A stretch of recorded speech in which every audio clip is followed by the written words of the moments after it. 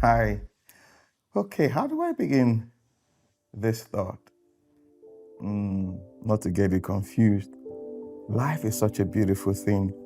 And when you come to look at life objectively and admit that you don't know everything, you come to see that things begin to open up to you. There's this Russian proverb that there's nothing wrong if you don't know, but there's everything wrong if you don't seek to know. I'm paraphrasing now. So today I want to talk about something. Yep.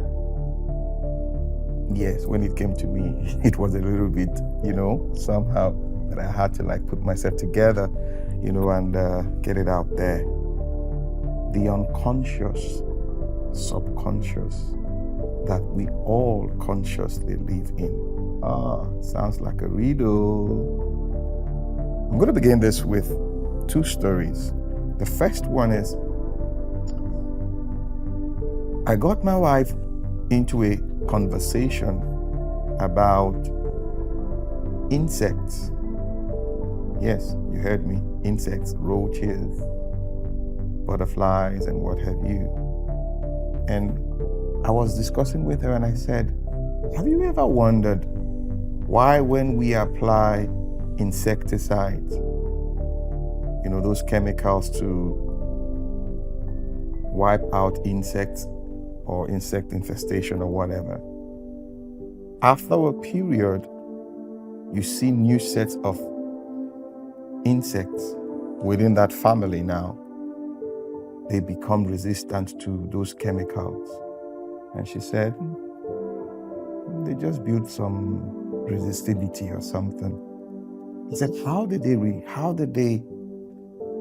grow the resistivity? How did they become conscious of the resistivity? Is it that the generation that gave birth to them communicated a consciousness to them that, see, look at what has happened to us. So you better be wise, prepared as you're coming into the world. We arm you with a level of consciousness. It is unconscious, but it is subconscious at the same time.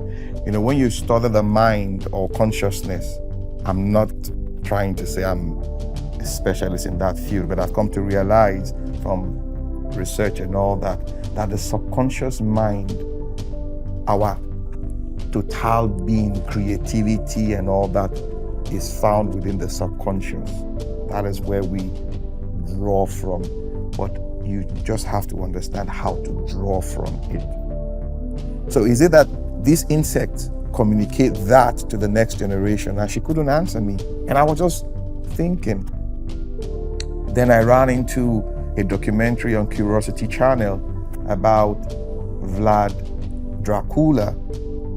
He's from Romania, Romania, as in those of us who know that story. Now, the Romanians are known for pain, high threshold of pain. And they try to attribute it, from the documentary, try to attribute it to what Vlad Dracula did. He was known as the impaler. If you read the story about Dracula, his name was actually Dracul. When he took a pact with the devil and became Dracula, the son of the devil, So now he was known as the impaler. He walked side by side with the Ottoman Empire. He fought for them. From history, he fought for them. He was a trained killer. He knew how to inflict pain on his victims. Somehow, the documentary was trying to point out that maybe that consciousness of pain was transmitted to the general population of Romania, that they have a high threshold for pain. So the question I ask is our consciousness alive? Yes, okay, is alive. Is it biological? Is it transmittable? Can you pass a consciousness from one generation to the other? What came to my mind in processing that thought was, let this mind be in you, which was in Christ Jesus. Yes, the consciousness. Let this consciousness be in you, which was in Christ Jesus. So, the Christ consciousness is transmittable, and we can pass it from one generation to the other in a sublime manner. That is the subconscious. It's there, but you think it's not there. But when you are under pressure, you begin to see those things, and you're like, I never knew these things were in me. But how do we harness the potential of our subconsciousness, which is unconscious to us, and we are consciously living it? Did I confuse you there? I don't think so. I know you got it. So the other day I was discussing with a friend. I'm a Nigerian. I will always use my country as an example, as in to buttress some of my thoughts. So she said she lives in this estate, and the children were playing soccer on the street, which is normal for children if you don't give them a playground or something. And we know what the potential danger in that.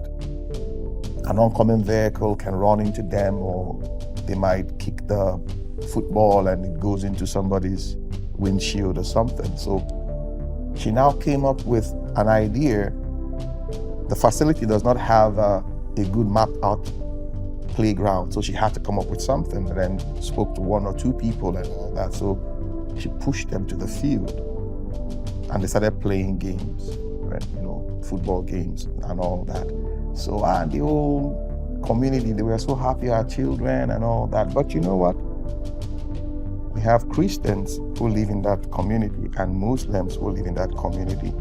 And she realized something, that when she came up with the tournament, that the children, yes, children, we will call it tabular rasa, but it's not true.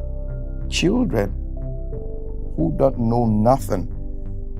But she just realized the Muslim children were coming together to play, to form a team. The Christian children were also like that. There's this kind of unspoken and unwritten discrimination being passed on. So she tried to cuddle it and said, what's happening? Why? She mixed it up again, no, I'm going to mix it, everybody peek. But somehow it boiled back to that same scenario. And I asked her, how did the children come to know hate?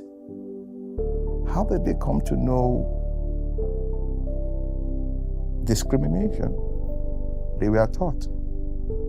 It was passed down to them via either verbal communication or non-verbal cue, body language, and the children pick it up. Man is a spirit who dwells in a body and has a soul. There are certain things we emote, we give off unconsciously. It is from our subconscious, and ultimately it becomes the consciousness that rules all of us. So I asked myself, how do we harness our consciousness?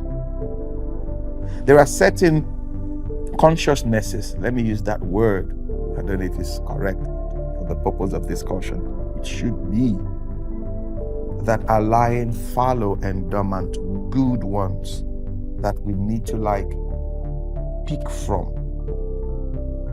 Like somebody would say, the brain of Albert Einstein was preserved. I use a word, I'll be careful there. The brain of Albert Einstein, the brain of Isaac Newton. And I asked, why are you preserving it? Oh, these brains were geniuses and all that. Excuse me, they only got into the consciousness that was subconscious and unconscious, and they activated it. So if we can harness our subconscious in our unconscious and become conscious of it, I think we'll do a lot with it. And again, transmit it from one generation to the other. Transmit good, transmit intelligence, transmit love, transmit faith. Yes, from one generation to the other. So it is our responsibility. It is our responsibility. Those things we are doing, that thing you sit down in your comfort zone or your corner, as you may call it, the thought you are processing, you want to execute it. Mind you, everybody who is within your sphere of influence would receive that thing you're doing unconsciously. That's why you see that the earth has how many billions of people, but you come to see that you call that mindset an American mindset, an Italian mindset, a Nigerian mindset. How? Why? It is a consciousness that they have over time built. So, and they transmit it from one generation to the other. And it becomes a pride for them to preserve, as they call it, our culture. They'd come to think of it, the culture of humanity. Who knows the culture of humanity?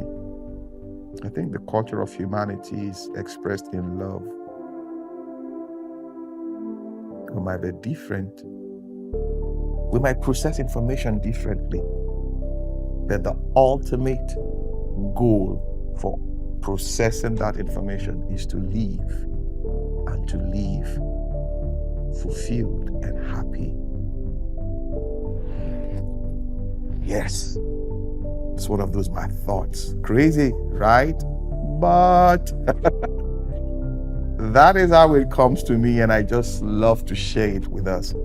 The unconscious, subconscious that we are all consciously living in. Check yourself.